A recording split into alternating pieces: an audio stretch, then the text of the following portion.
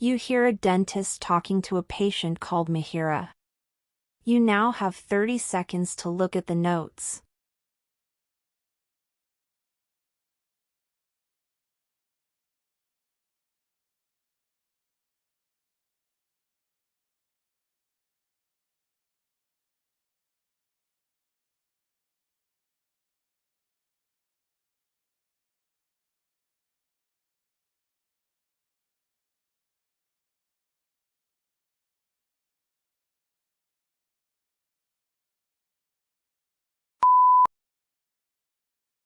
Good morning, Mihiraa.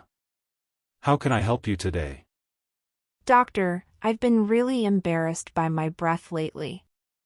It's been causing me a lot of discomfort in social situations. I've tried everything I can think of, but nothing seems to help. I understand how distressing this can be. Let's work together to find a solution. To start, can you tell me when you first noticed this issue? About 6 months ago.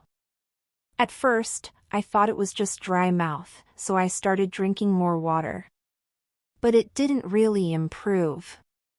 Then I tried mouthwashes, chewing gum, and even those breath fresheners, but nothing seemed to work. Have you noticed any changes in your dental habits around the time this started? Well, I've been under a lot of stress at work, so I haven't been as diligent about brushing and flossing as I should. I know it's bad, but I just haven't had the energy. I know it's a bad excuse, and I need to make more of an effort. Stress can definitely affect oral health. Let's talk about your social habits. Has there been any change in your diet or smoking or alcohol consumption? I've been eating more takeout and less fresh food because of my busy schedule. I don't smoke, but I do enjoy a glass of wine occasionally, maybe a little more often than usual lately, because of this work pressure. Okay, let's get a clearer picture of your current situation. Have you noticed any changes in your taste or smell? Any unusual dryness in your mouth, or maybe a bad taste? Actually, I've been experiencing an odd metallic taste in my mouth lately. It's almost like a constant, subtle metallic aftertaste. In addition to that, my tongue feels unusually coated, as if there's a layer of something unpleasant on it. It's quite bothersome and has been really affecting my enjoyment of food. Have you been taking any medications, both prescribed and over-the-counter? Yes, I'm currently taking a low-dose antidepressant called escitalopram to help manage my anxiety. It seems to be working fairly well. In addition to that, I occasionally use ibuprofen to relieve headaches when they occur. Thank you for sharing that information. Based on what you've described, there are a few possibilities. It could be related to gum disease, a dry mouth condition called xerostomia, or even a systemic issue. To get a more accurate diagnosis, I'll need to examine your mouth and gums. I might also recommend some tests, like a blood test to check for underlying medical conditions. Okay, that sounds like a plan. In the meantime, to help manage your bad breath, I recommend establishing a consistent oral hygiene routine. This includes brushing your teeth thoroughly twice a day with toothpaste, flossing once daily to remove food particles and plaque between your teeth, and using a tongue scraper to clean the surface of your tongue and eliminate bacteria that can contribute to bad breath. Sure, I will take care of it. Good. You might also find it beneficial to incorporate a fluoride mouthwash into your oral care routine. It helps strengthen tooth enamel and can provide additional protection against cavities and gum disease. All right, I will get it today itself.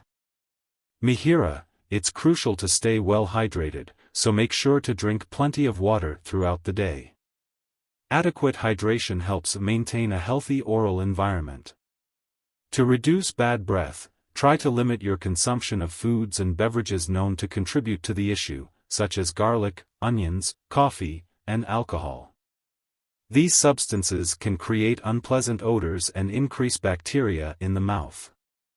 Oh, I wasn't aware of it. I also recommend scheduling a consultation with a periodontist to evaluate the health of your gums.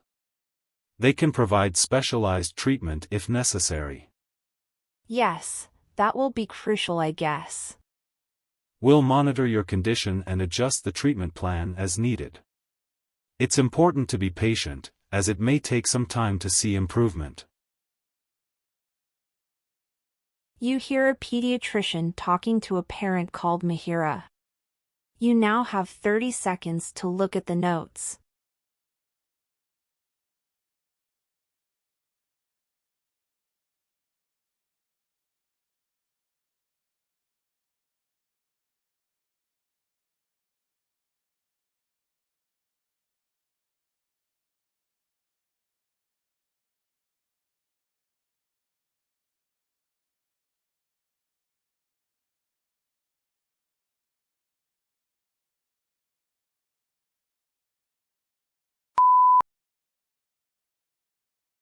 Good morning, Mihiraa. How can I help you today? Good morning, nurse. I'm here because of my skin. It's starting to affect my confidence.